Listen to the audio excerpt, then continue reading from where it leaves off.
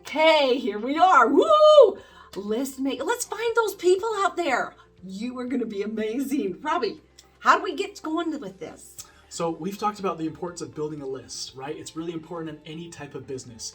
And we've kind of talked about this, how we're going to create it. So we're going to have this really cool little memory jogger exercise that we're going to create. But before we even pull out the workbook or the PDF to get into this exercise, that my mom's going to kind of get into in a second, well, I want you to make sure before you do anything, don't judge anybody.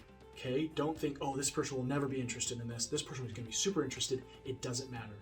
Just whatever name pops up with some of these things that we're going to talk about, just write it down.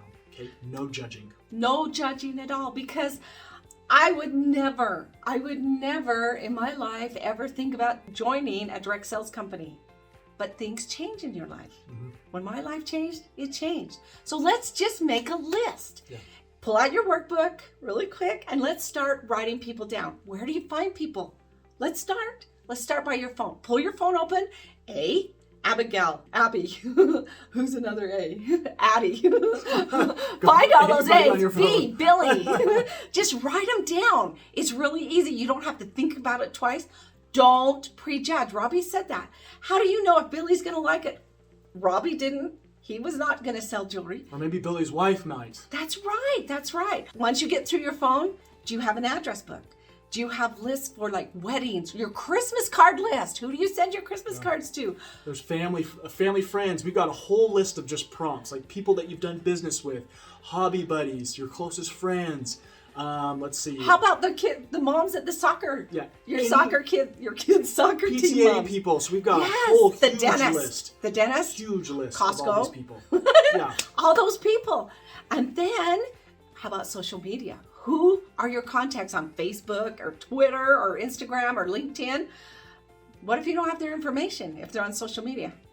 Just reach out and say, hey, Billy, can I have your information? I'd like to send you something that's awesome. And this is just about writing their name down. We'll get into just inviting them in the next step, but just write their name down, okay? And our goal, no prejudging. Yeah, no judge. Just write down just don't reach out. Just write their list. When I talk about prejudging, I'm thinking, we sabotage ourselves. Mm-hmm. Our brain does.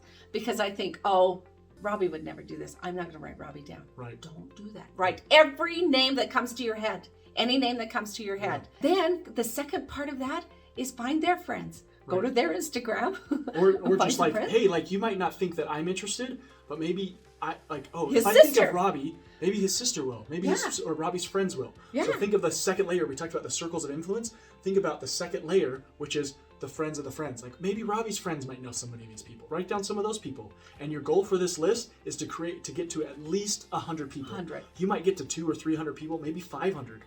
But just create the list. You're driving down the road and you think, oh my gosh, I haven't talked to Susie that I went to high school with for a long time. Write her name down. Yeah. Put her on there. But this is the deal. After you get a list, I'm going to challenge you to add 2 people to your list a day. 2. That's 2. Easy. You can think of 2. Yeah. Do you know if you had 2 people to your list 6 days a week, you are going to have 624 contacts. Well, what if you do that for 5 years? How many in 5 years? Awesome. How many, Robbie, in 5 years? 300. No.